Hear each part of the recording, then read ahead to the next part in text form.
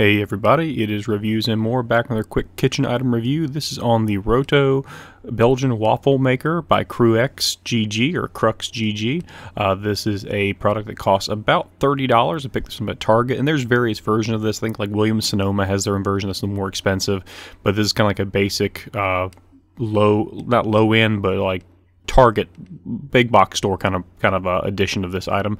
And if you just want to know how it works great. So if you want to just skip ahead and know that I approve this product because it works well, you can stop the video right now, leave a like and subscribe to the channel, and I'll really appreciate it. If you want to see it being demonstrated in the use in general as well as the unboxing, continue watching. And as always, thank you, and please hit the like and subscribe button if you want to help support the channel. Alright, so obviously we can see here it's well packaged. It comes in standard packaging, styrofoam, everything else, and it's a single unit. There's no real assembly required. There's nothing really here. The only thing that is a separate part is the drip tray that goes in the bottom that you see on the left-hand side by the box of biscuit or all-purpose mix over there.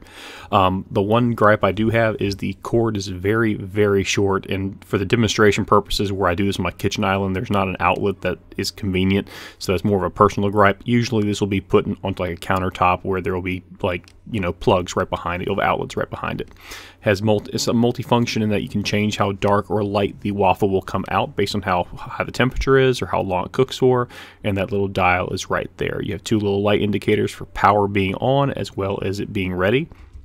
There is no sound with this item. There is no beeping, no indicator outside of the light system. So if you forget about this, it will just burn your food. There is no beeping. There's no safety off, as best as I can tell. It's just a simple heating element that's double-sided for the sake of the waffle iron.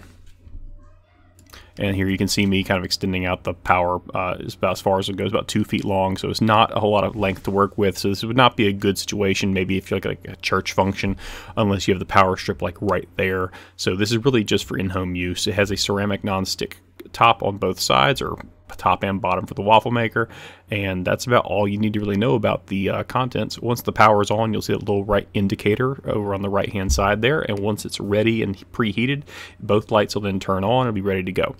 At this point, you can open up the waffle maker. You can also preheat the waffle maker open. It really doesn't make a difference. It's designed to be closed or open, so it doesn't really make a huge difference. It might take longer to heat up if you have it open.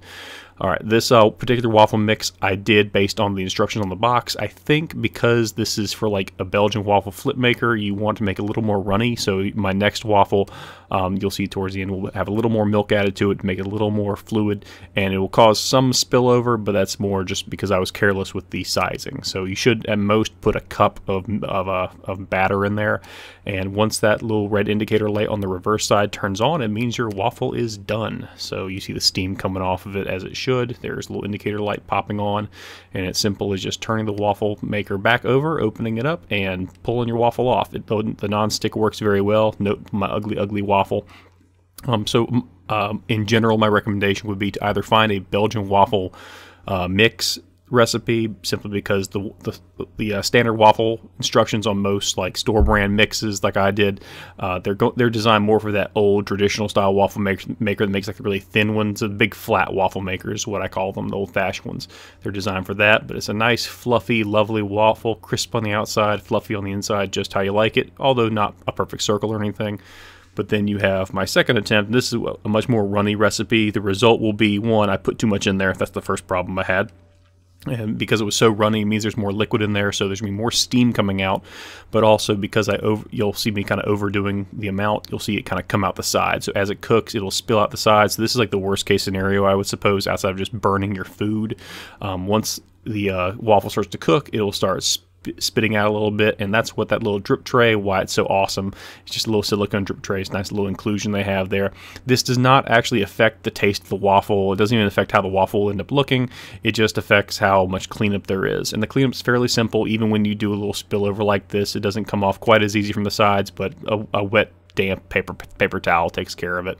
So once you get that taken care of, all you got to do is just flip back over once that light comes on, and that's me making sure it's not like burning hot coming out of there, because this is my second waffle on this particular waffle maker.